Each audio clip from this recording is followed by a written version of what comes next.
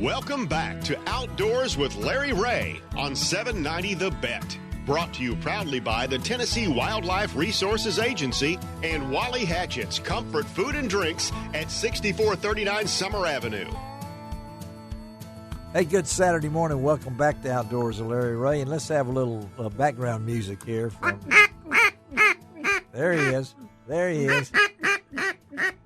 He's done that before. But it ain't what it used to be. It ain't what it used to be, but it's still Buck Gardner sitting over there looking at us and talking. And I really wanted Buck on with us this morning. As you guys in Arkansas, he'll be heading over to his place near Hughes, and then of course Frank will be heading over to. Frank, are you going to be in Bruins? Where are you going to be? I'll be at Bruins. He'll be at Bruins, and then John will be. It's cold. So John will be getting ready for Mississippi. I hunt in Arkansas too. I'll be heading over towards Fair Oaks. Oh, okay, Fair Oaks. Okay, All right. Well, I'm glad for all of y'all and to have Buck Gardner in the studio. Buck has been an inspiration for me and a good friend for a long time. And now my journey is same path again. Yeah, my journey is cancer free and. 8 months of treatments and things along that line, and isn't it fun? Yeah, and I had a chance, as I was telling somebody the other day. When Governor Huckabee's daughter won the governorship over there. Yep. You're pretty well familiar with the Huckabee family. Did she ever come? With you? Yeah, she loves to hunt. I thought she did. David does too. The oldest son doesn't hunt much, but. Janet loves to hunt. Janet, yeah. Yep. But she won. Now she's the governor, so you now have known two Arkansas governors by the name of Huckabee, and they're both close friends many times with you and everything like that. But the inspiration is still there, Buck. We may not have the drive we have to have, but hey, you don't have to have much drive to go where I go now. That's what he tells. We put down gravel and all that stuff. He's telling me I'm coming. I'm coming, because I know I hunt out of tennis shoes sometimes, but you sure did. It's so good to have you on this show, Buck. You've been on it so many times over the years, and explain. I know our listeners know that your cancer journey, what happened in the dentist office, and it went from there. How much of the tongue did they take, Buck? Well, the first time, I was still sounding almost normal. Yeah. Then they said, we didn't give a big enough margin. So they had to go back in. So he went in and took out a bunch more, and he told my wife, the surgeon did, he'll never be able to blow a duck call again. He probably won't be able to talk. And she said, you don't know my husband. You don't know Buck Gardner. Yeah, so, Buckshot. Buckshot, what she called me. Yeah, and it's what you are, and here you are. You brought some duck calls. The inspiration is still there. Oh, yeah. And in fact, I got several calls from text or whatever it be from Buck, and knew that he was with me.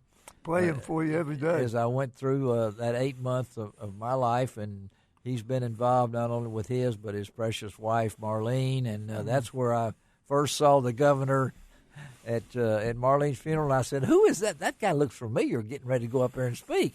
And I said, that's Mike Huckabee coming up there. And I said, that's when I found out the Huckabee connection. So the celebration. But you are an inspiration to so many. Obviously, you still have the passion to hunt when you can. Yes, sir. And things like that. So I tell people who always they say I've looked up to you forever. Yes. And I go, man, you need to raise your sights. Raise your sights? Because you're aiming too low. You're aiming too low. You're looking up at me. You need to raise your sights some. Well, Buck, you've come a long way from the golf team at Whitehaven High School. Okay, let's just. We have. We don't put me in there. You were the golfer at Whitehaven. A lot of people don't realize that, and of course, I give away your real name sometimes. Mo M-E-R-L-E Floyd. Yes. F-L-O-Y-D. I have to explain in that, but talk about what chasing these ducks has meant to you, Buck, in your lifetime. Oh, Larry, it's been a lifelong passion. When I was 6 years old, my father and mother had Santa Claus bought me a little pair of black hip boots. Yes. And we went out hunting the next day. Yeah.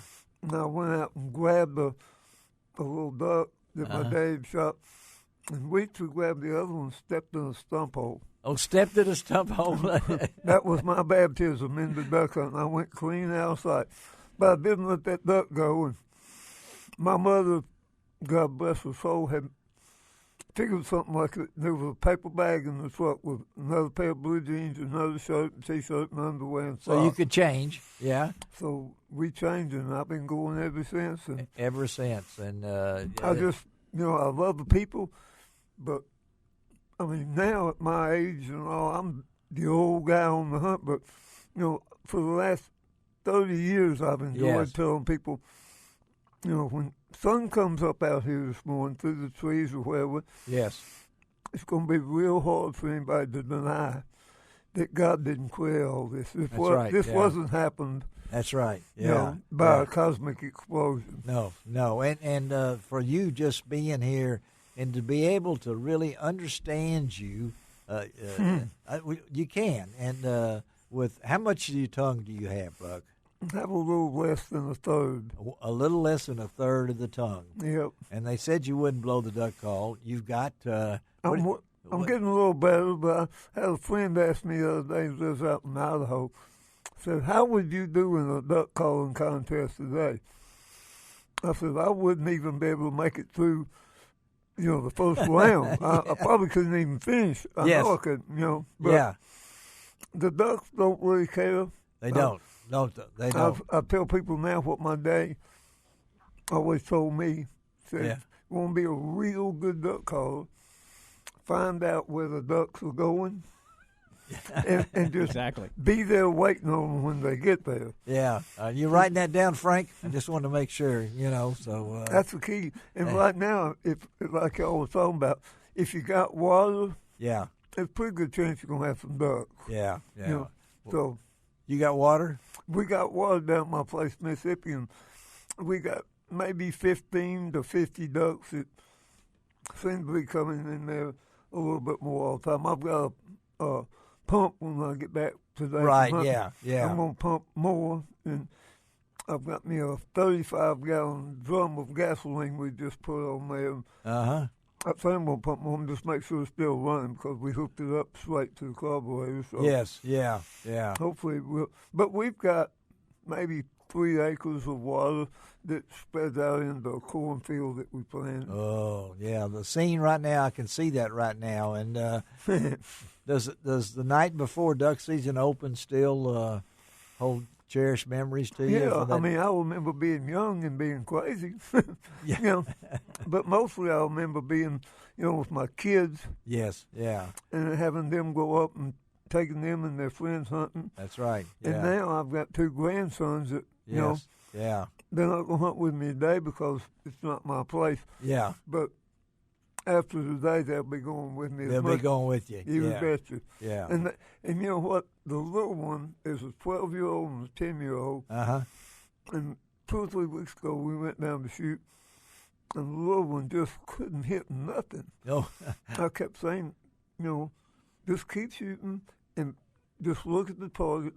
And this past weekend, a week ago, he came down, and he hit just about everything. I mean, it came to him. It came to him. Yeah. And so he put a lot of pressure on the older one, PJ, to have to shoot better. Yeah, to follow the 10-year-old. That's right. Didn't want to get outdone by his brother. That's right. When it comes down to it. Again, we got Buck Gardner here with us in studio. Having fun. And John, working for Ducks Unlimited, what impact do you think Buck has had on ducks in this? Oh, here in the Mid-South, big time. It is. I mean, Buck's a waterfowl legend here, pretty much in Memphis. I mean, he is. And I'm the DUTV producer. Buck used to do the calling segments on DUTV yes, for a while as well. Sure did. Yeah. I've been a DU member. Well, since 1960 something, Henry Reynolds. Yes, yeah. Oh, I remember. Yes. Took me to a DU banquet down at the Memphis State then. Uh-huh. It's the It's a women's basketball. Henry took you? Henry took me down. Elma Rowan Field House? Yes, sir. Yeah. And I wasn't a Green Wing. I was a junior member. A junior member. And I've been a member without question. Since I've had a membership every year, I think, since 1961 or 3. Well, you ought to have plenty of vests and bags they give away every time you sign up as a member. That's what I go for. I go for the clothing. See, I want everybody to get a duck call when I make duck calls. That thing you used to say about the wood duck calls. What was that? You had a thing about wood duck calls to the kids. What would you say? Well, I mean, I used to take those little pintail whistles. Pintail whistle. They could do a wood duck, pintail. Yeah, right. Mallard Drake. And it's the easy way to get them involved. And you give them to the kids, but what would you tell the parents? I always told the parents at the shows and stuff, I'd pass them out to them for free. Yeah. And they loved it. But I'd tell the parents, now listen, if you come back in the next hour or two, and you want to give it back or me to take it away from them, I charge $25. That's right. Because they would drive you crazy, man. They would drive you crazy. Oh, boy. And again, we're that was so much fun. Visiting with our good friend Buck Gardner here on Outdoors with Larry Ray on this November the 19th. It's hard to believe that the season are coming and they're going and they're running together almost like basketball and football. And they run together at the same time. They didn't used to do like that back in the old days. Of course, I've never hunted deer on October the 31st before, like I did this year on Halloween. But going to keep Buck in the studio for a little while here. Frank Barton is here. Frank, you know Buck, don't you? Yeah, we know each other. My trailer. Yeah. Yeah, my trailer that I pull around with my truck. Yeah. I won it about 10 years ago at a DU banquet. Yeah. It's the only, won a gun one time too, but. Okay.